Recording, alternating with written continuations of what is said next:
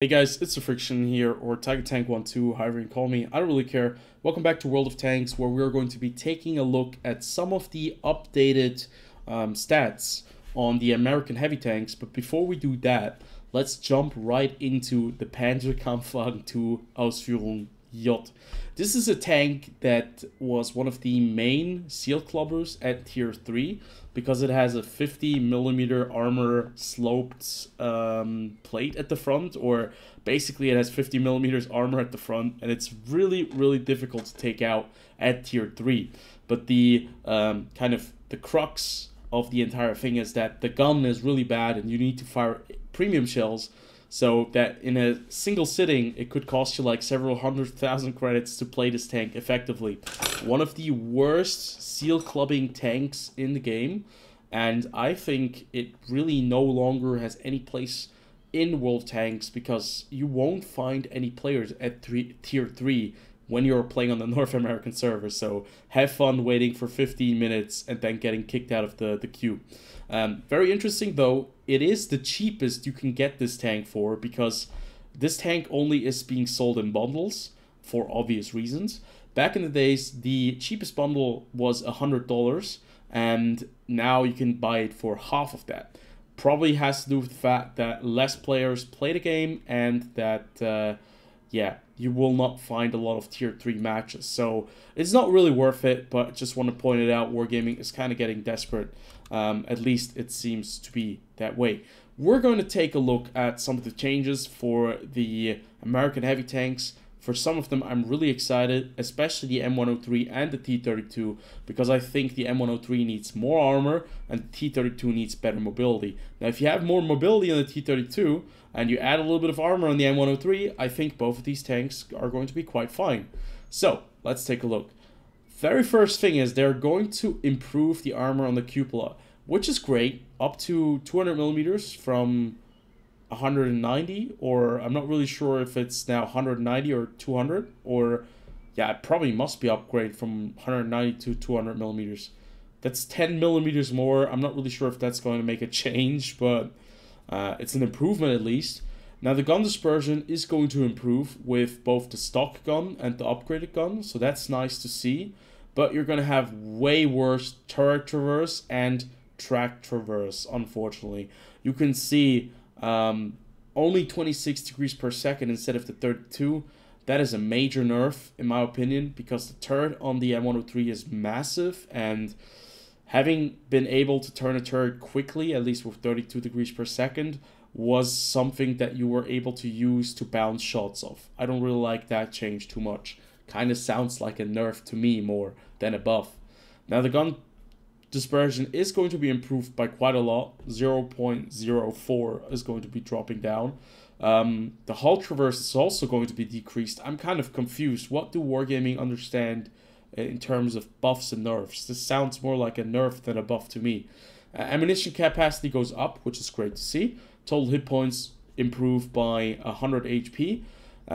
Overall, kind of a weird vibe. Doesn't really look like a good buff. I expect more armor on the turret, and dispersion, everything is nice, but why do they decrease the turret traverse speed and the hull traverse speed?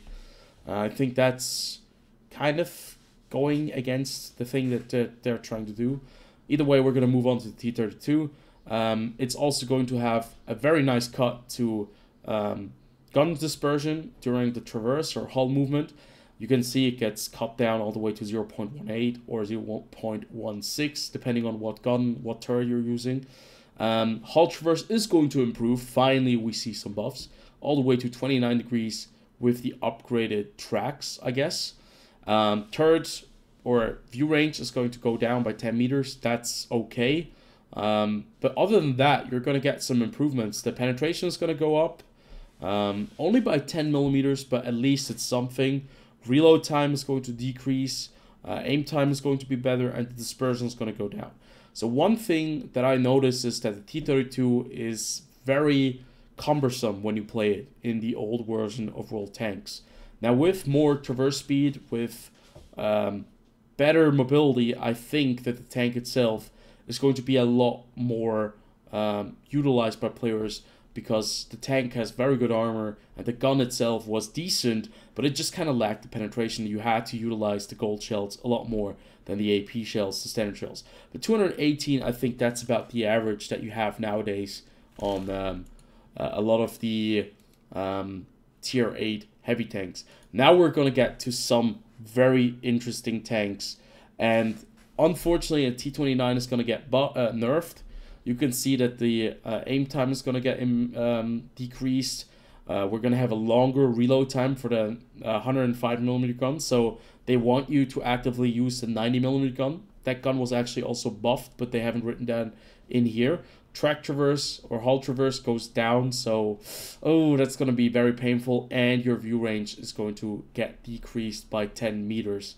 Now finally we get a nerf to the M44. I hate that fucking tank. I have absolutely no respect for any player who plays 50,000 games in one of these. I think that's pretty toxic behavior because it's a broken tank, it's a toxic tank, and even though they took away the heat shell, it still is a broken piece of shit. Yeah, I really like to see the nerfs coming in and hitting this tank hard because I hate this tank. Hopefully they are bad enough that some players stop playing the M44, and that it's finally balanced according to the other artillery pieces at tier 6, because it's by far the best artillery piece at tier 6. Now the M6 and the T1 Heavy, both of these are going to have some very major buffs on the mantle, on the gun. You can actually see it gets improved from 100mm, used to be 100mm on the M6 turret at the front, all the way to 200mm. Now the mantle armor on the T1 Heavy is going to be improved all the way to 175, and you're going to have more HP, and you're going to have a better reverse speed. This looks really nice, and this is probably going to catapult the M6 and the T1 Heavy into categories where they're going to be quite good. The gun on the M6 was always decent in my opinion. It's just the entire tank itself is too slow. And no, it's not too slow. It actually has decent mobility, but it's too large. It's a very big target, and you couldn't really hide it. It wasn't a real heavy tank, or at least a heavy tank that you would kind of have in your mind. But DPM-wise, these two tanks were always good, and now we have some added armor. They have to be careful that they don't overextend too much, because we don't want them to be overpowered.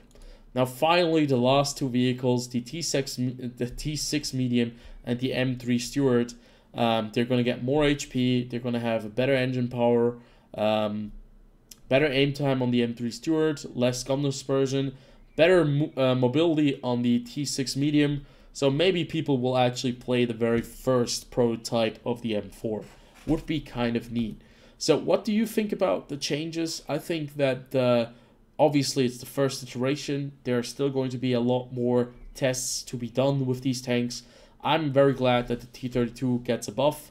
I'm glad that the M44 is getting nerfed, but I think the M103 doesn't really, maybe I have to play it, but it looks like it's not getting buffed too much. And like these, you know, the traverse speed on the turret and on the tracks is like a major nerf to that tank. Either way, hope you guys enjoyed. I'll see you guys in the next video. Until then, have a good one, and peace out.